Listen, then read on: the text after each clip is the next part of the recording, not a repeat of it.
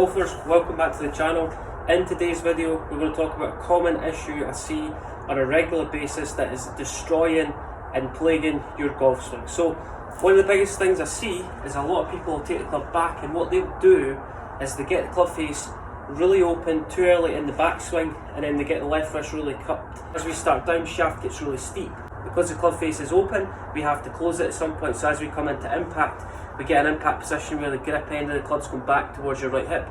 The club head overtakes the hands, and we hit a lot of shots that are very high and not a lot of ball turf contact. A lot of high shots where we turn a 7-iron into a 9-iron. So if this is you, you need to pay attention to your left shoulder. Many people who struggle with this fault add too much hinge too early on in the backswing. So they set the wrist too early in the backswing. What happens from there? The left wrist automatically goes into a slight cupped position. So we add a little bit too much hinge. From there, we create a slight angle in the left wrist. The club face automatically starts to open.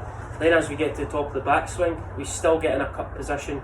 Recipe for disaster. The club face gets really open. Then as we start down, the shaft gets really steep. So if you're this golfer, I want you to think about your left shoulder. So I want you to visualise that you're going to rotate your left hand to 45 degrees. You're going to try and just rotate your shoulder so it points in between both your feet. So your left shoulder is going to work down and across. So to prevent that left arm bending too quickly, focus on your left shoulder. Rotate your left arm at 45 degrees. Do from here. Two things: you're going to focus on your left shoulder working down and across. So my left shoulder points inside my right leg. So my left shoulder is going to work down and across. So my left shoulder is going to move down and across. As you can see from there, my left shoulder is a little bit lower compared to my right shoulder. Then as we get to the top of the backswing, so my left shoulder is going to move down and across. Then as the club gets parallel to the ground, we're just going to feel like my thumbs are going to point a little bit more towards the sky. So left shoulder moving down and across, so we're adding in the rotational bit. Then as we work the club back, when the shaft gets parallel to your feet line, a hinge, so think thumbs towards the sky, left thumb towards the sky. That's a good feeling. Left shoulder working down across. By the time the shaft gets parallel to the ground, we're going to add in a little bit of hinge. The feeling here is thumbs to the sky. That's a really good feeling. It's going to help us create a little bit more elevation. Left shoulder working down across, thumbs to the sky is another good feeling, which is going to help us create a little bit more width, and it's going to offset us hinging the club up too early. We're going to start rotating our upper body, so left shoulder works down across. The grip end of this club points inside your right foot.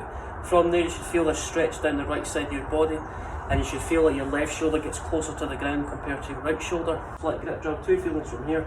I feel like my left hand's pushing down, my right hand's pulling up. That's a really good feeling to try and get the club on the desired angle. If I start to hinge the club up too soon, the grip end of the club is going to point towards the target. From here, simple feeling, left shoulder's working down across. As the shaft gets parallel to the ground, I feel like I'm pushing down, left hand pushes down, my right hand pulls up, shoulder working down across.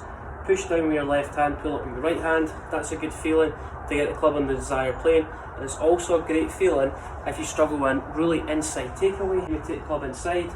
As you can see from there, my right hand gets too low compared to my left hand. The grip end of the club is going towards the target too early. So keep the grip end of the club quite close to the ground until the shaft gets parallel to the ground. The two things: you're going to get your left shoulder to work down and across. So the left shoulder points inside your right foot. Split grip draw. Push down the left hand, pull up with the right hand. That's a good feeling. It's going to allow the club to get on a better plane on the way back. It's going to offset this really rolled inside takeaway where the club face gets really open. The grip end of the club goes towards the target.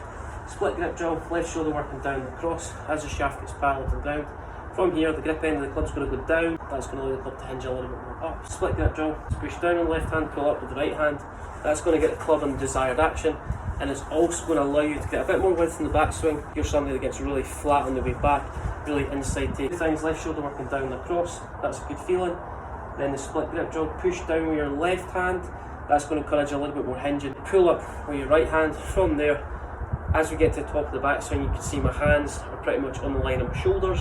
My left wrist is in a relatively flat position. Then from there, I can just apply pressure into my left side, then start to open up my lower body to try and encourage my lower body to open up as my upper body stays back, and then from there, that's going to enable me to create ball turf contact.